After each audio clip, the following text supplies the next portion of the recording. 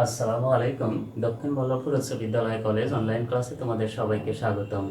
আজকের পাঠ উপস্থাপনায় আমি মোহাম্মদ আব্দুল আলিম, সহকারী শিক্ষক, দক্ষিণ বল্লভপুর উচ্চ বিদ্যালয় কলেজ, ছাগলনাইয়া ফেনী। তো আজকের পাঠে ক্লাস 10 ভোকেশনাল ইংরেজির একটি grammar topic transformation of sentences নিয়ে আলোচনা করব। তো আমি আমার প্রথম ভিডিওতে ট্রান্সফরমেশন অফ সেন্টেন্স অর্থাৎ সেন্টেন্স ট্রান্সফর্ম আমরা কীভাবে করতে পারি সেটা নিয়ে আলোচনা করেছি। তো তোমরা ভিডিওটি আবার দেখে নিলে ভালো হয়। তো সেখানে বলেছিলাম যে ডিগ্রি চেঞ্জ করে আমরা সেন্টেন্স ট্রান্সফর্ম করতে পারি, ভয়েস চেঞ্জ করে ট্রান্সফর্ম করতে পারি, আর হচ্ছে স্ট্রাকচার অনুযায়ী সেন্টেন্স হচ্ছে 3 প্রকার: সিম্পল, কমপ্লেক্স, কম্পাউন্ড। তো সেখানে আমি কমপ্লেক্স থেকে সিম্পল এবং সিম্পল থেকে কম্পাউন্ড, কমপ্লেক্স থেকে কম্পাউন্ড কীভাবে করব সেটা নিয়ে আলোচনা করেছি। তো আগের ভিডিওগুলোতে আমি স্ট্রাকচার অনুযায়ী সেন্টেন্স 3 প্রকার, এগুলো এই সেন্টেন্সগুলো কীভাবে ট্রান্সফর্ম করব সেটা নিয়ে আলোচনা করেছি। তো আজকের ভিডিওতে আমি আলোচনা করব, তোমরা জানো যে মিনিং অনুযায়ী সেন্টেন্স 5 প্রকার, অর্থাৎ assertive, interrogative, imperative, objective, exclamatory. এগুলোকে আবার 2 ভাগ করা যায়। 2 ভাগে এই সেন্টেন্সগুলো ট্রান্সফর্ম করা হয়, যেমন অ্যাফার্মেটিভ, নেগেটিভ। তো আমি আজকে এই পাঠে আলোচনা করব যে আমরা হচ্ছে ট্রান্সফরমেশন অফ সেন্টেন্সের অ্যাফার্মেটিভ টু নেগেটিভ কীভাবে করব। তো আরেকটু বলে রাখি, দেখো যে আমাদের এই টপিকটা মূলত অর্থের কোনো পরিবর্তন হবে না। সেন্টেন্স আমরা পরিবর্তন করব, ট্রান্সফর্ম করব, তবে অর্থের কোনো পরিবর্তন হবে না। এটাই হচ্ছে ট্রান্সফরমেশন অফ সেন্টেন্সেস। তো দেখো, আমরা জানি সাধারণত যে অক্সিলারি ভার্বের পরে নট বসালে নেগেটিভ হয়, যেমন বি ভার্ব, এম, ইজ, আর। তাহলে আমরা অক্সিলারি ভার্ব কোনগুলো সেটা একটু দেখে নিই। দেখো, am, is, are, was, were, have, has, had, do, does, did, may, might, can, could, will, would, shall, should, must. তো এখানে আমি একটি এক্সাম্পল দিয়েছি, আমরা একটু এটা খেয়াল করি। তো দেখো যে he is a good boy, তাহলে সে হয় একজন ভালো ছেলে। তো আমি যদি বলি যে হি is not a good boy, তাহলে কি হলো, সে ভালো ছেলে নয়, অর্থাৎ অর্থের চেঞ্জ হয়ে গেল। তো আমাদের টপিকটা মূলত অর্থের কোনো চেঞ্জ হবে না। তাহলে আমরা এখানে দেখো যে অক্সিলারি ভার্বের পরে নট বসাবো। এখানে আসলে ইজ হচ্ছে বি ভার্ব, তো মেইন ভার্ব হিসাবেই আছে সেন্টেন্সটিতে। তো আমরা বি ভার্বের সাথেই নট বসাবো। আর এই ওয়ার্ডটি হচ্ছে অপোজিট ওয়ার্ড বসাবো, তাহলে আমাদের অর্থটা ঠিক থাকবে। তাহলে আমরা এখানে লিখতে পারি, দেখো হি ইজ নট, যেহেতু বি ভার্বের পরে আমরা নট বসাবো, নট এ গুডের বিপরীত শব্দ হচ্ছে ব্যাড বয়। তাহলে এর অর্থ দাঁড়ায় he is not a bad boy, সে একজন খারাপ ছেলে নয়, তার মানে সে ভালো ছেলে। তাহলে অর্থটা ঠিক থাকলো এবং আমরা সেন্টেন্সটি দেখো ট্রান্সফর্ম করেছি অ্যাফার্মেটিভ টু, এটা নেগেটিভ হয়ে গেছে, এটা হচ্ছে নেগেটিভ সেন্টেন্স। তো এরকম কিছু ওয়ার্ড আছে, দেখো সেই ওয়ার্ডগুলোর আমরা অপোজিট ওয়ার্ড এখন দেখে নিই। তো তোমরা খাতা রাখবে, কলম রাখবে, এই ওয়ার্ডগুলো খাতাতে উঠিয়ে নিবে এবং মুখস্থ করে ফেলবে। তো দেখো যে মেইন ওয়ার্ড গুড, গুডের অপোজিট ওয়ার্ড হচ্ছে ব্যাড। তারপর ফ্রেন্ড, ফো, অর্থাৎ ফ্রেন্ড হচ্ছে বন্ধু, ফো হচ্ছে শত্রু। তারপর দেখো মর্টাল, মরণশীল, ইমর্টাল, অমর, অমর। তারপর দেখো রেগুলার, নিয়মিত, ইরেগুলার, অনিয়মিত, মরাল, নৈতিক, ইমোরাল, অনৈতিক, অ্যাক্টিভ, সক্রিয় অর্থাৎ কর্মঠ, ইনঅ্যাক্টিভ অর্থাৎ অলস বা লেজি, প্লিজেন্ট আনন্দদায়ক, আনপ্লিজেন্ট নিরানন্দ, অনেস্ট সৎ, ডিসঅনেস্ট অসৎ, হ্যাপি সুখী, আনহ্যাপি অসুখী, পসিবল সম্ভব, ইম্পসিবল অসম্ভব। তারপর দেখো লিটারেট শিক্ষিত বা অক্ষর জ্ঞান সম্পন্ন, ইলিটারেট নিরক্ষর, হার্ড কঠিন, ইজি সহজ। তারপর দেখো প্রেজেন্ট অর্থাৎ উপস্থিত, অ্যাবসেন্ট অনুপস্থিত। অলওয়েজ সর্বদা, নেভার এর অপোজিট ওয়ার্ডটা হচ্ছে নেভার কখনো না। তারপর রিচ দেখো ধনী, এর অপোজিট ওয়ার্ড হচ্ছে পোর গরিব। তারপর লাভ তার মানে ভালোবাসা, এর অপোজিট ওয়ার্ড হচ্ছে হেট। তারপর দেখো রিমেম্বার, এর অপোজিট ওয়ার্ডটা হচ্ছে ফরগেট। রিমেম্বার অর্থ স্মরণ করা, ফরগেট অর্থ ভুলে যাওয়া। অ্যাগ্রি, অ্যাগ্রি অর্থ রাজি হওয়া। তারপরে দেখো ডিসএগ্রি অর্থাৎ রাজি না হওয়া, সম্মতি জ্ঞাপন না করা। গ্রেটফুল কৃতজ্ঞ, আনগ্রেটফুল অকৃতজ্ঞ। পাঞ্চুয়াল দেখো নিয়মানুবর্তী, লেট দেরি। রাইট সঠিক, রং ভুল, উইলিং ইচ্ছাকৃত, আনউইলিং অনিচ্ছাকৃত।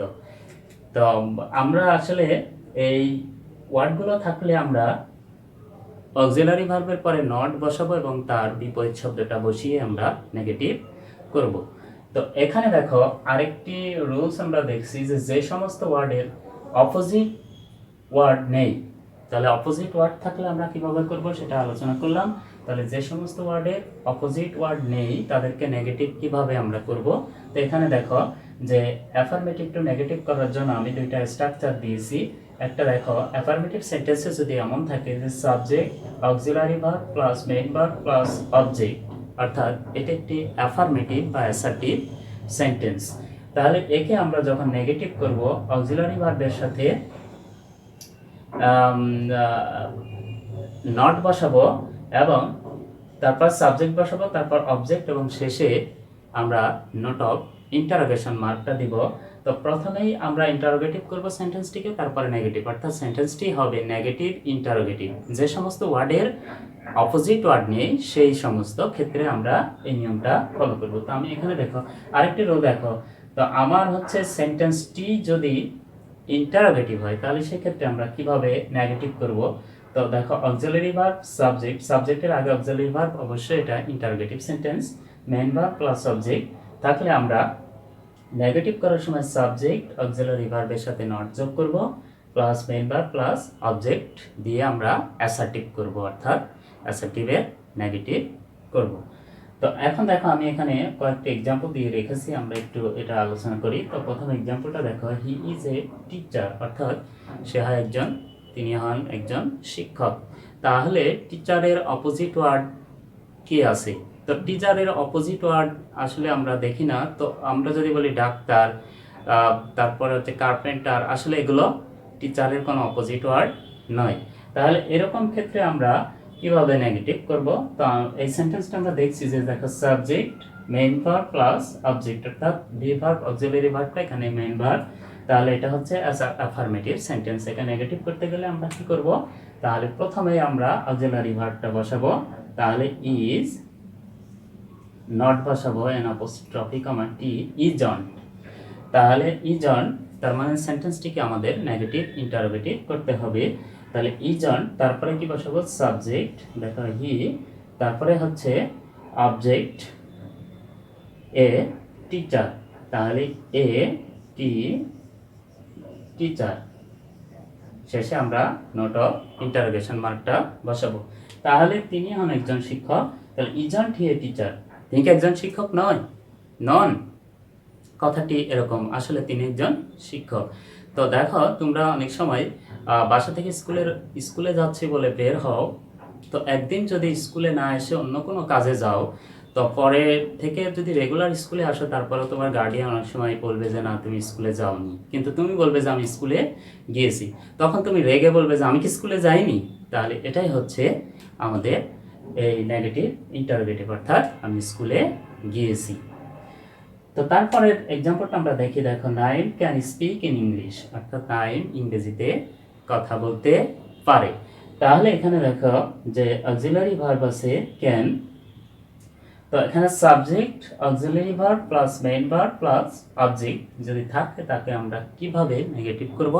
তাহলে আমি বলেছিলাম যে প্রথমে আমরা সাহায্যকারী ভার্বটা বসাবো, তারপরে নেগেটিভ ইন্টারোগেটিভ নেগেটিভ করতে হবে, আগে আমাদের সেন্টেন্সটি ইন্টারোগেটিভ করতে হবে, তারপরে নেগেটিভ। তার মানে এই অক্সিলারি ভার্বের সাথে ক্যান, তার মানে ক্যান নট, তারপরে হচ্ছে বসাইতে হবে কি? সাবজেক্ট হচ্ছে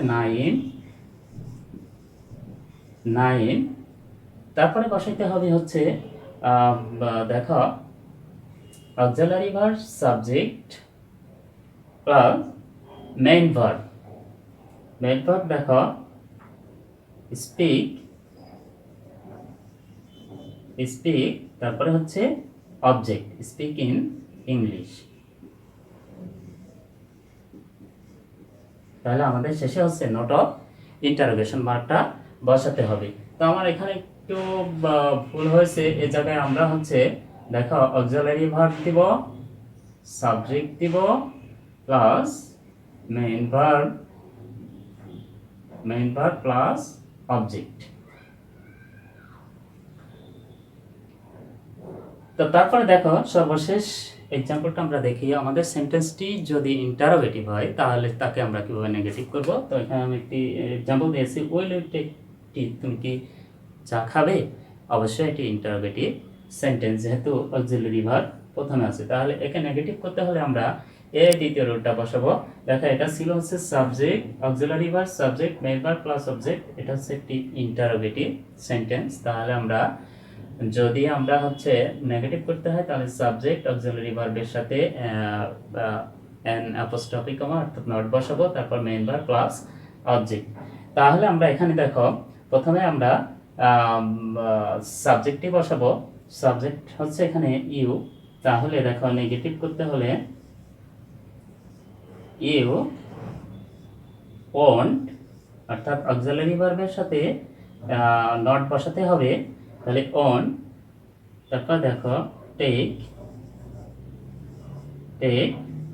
টি,